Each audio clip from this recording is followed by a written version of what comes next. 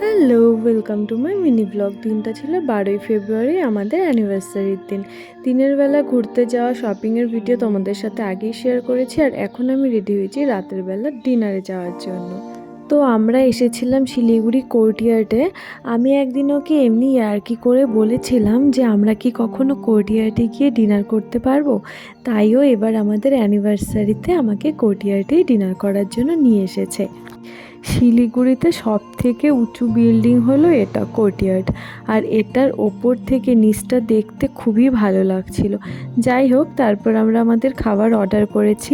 প্রথমে বুঝতে পারছিলাম না কোনটা কি খাবার, কারণ নামগুলো এখানে একটু অন্যরকম ছিল। তারপরে ওদেরই একজনের সাজেশন নিয়ে খাবারটা অর্ডার করেছি।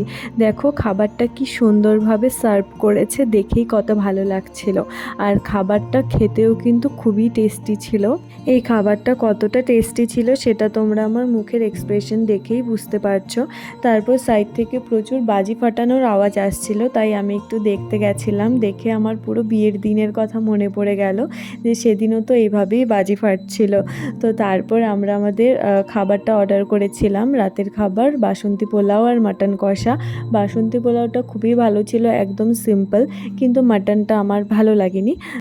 তো যাই হোক, খাবার খেতে গেলে মাঝে মধ্যে এরকম একটা দুটো ডিশ এদিক ওদিক হয়, তবে বাকি খাবারগুলো খুব টেস্টি ছিল।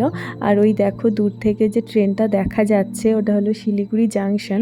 আর ওপর থেকে দেখতেই ট্রেনটাকে কতটা সুন্দর লাগছে। আর আমরা দুজনে মিলে এখানে খোঁজার চেষ্টা করছিলাম যে এখানে আমাদের বাড়িটা ঠিক কোন জায়গাতে আছে, মানে যেখানে আমরা থাকি, কিন্তু সেটা আমরা খুঁজে পাচ্ছিলাম না।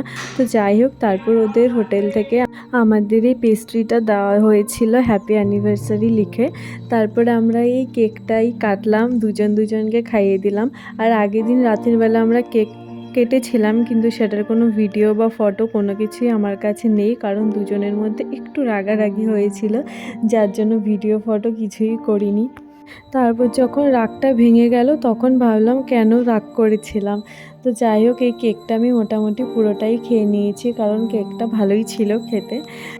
তারপর এবার খাওয়া দাওয়া করে আমরা এখন বাড়ি যাব, কারণ পরের দিন আমাদের আবার ধূপগুড়ি যেতে হবে। কারণ পরের দিন ছিল আমার দাদার রেজিস্ট্রি ম্যারেজ, তার জন্য খুব খুশি ছিলাম। তো সেগুলোও তোমাদের সাথে পুরোটা শেয়ার করব। তো চলো আজকের মতো এই পর্যন্তই, দেখা হচ্ছে পরের ভিডিওতে। টাটা।